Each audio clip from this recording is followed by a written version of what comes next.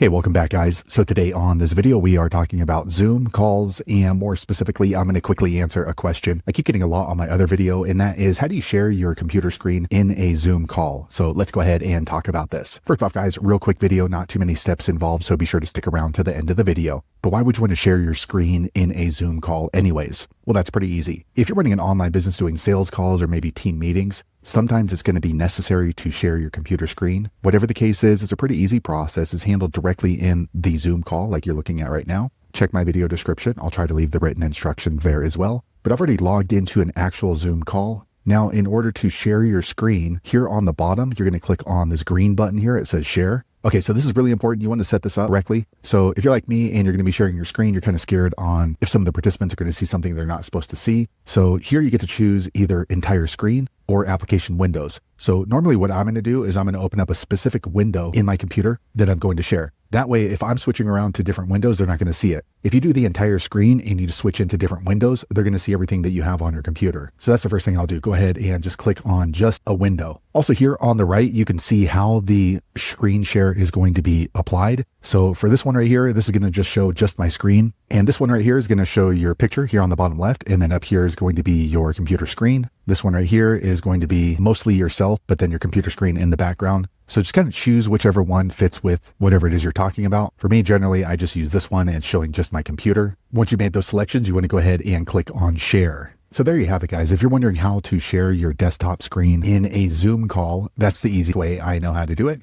If you know an easier way, be sure to leave a comment below. Let the rest of us know how you did it. Hopefully you found that video useful. If so, click thumbs up or maybe consider subscribing to my channel, and I hope to see you on the next video. Thanks again for watching.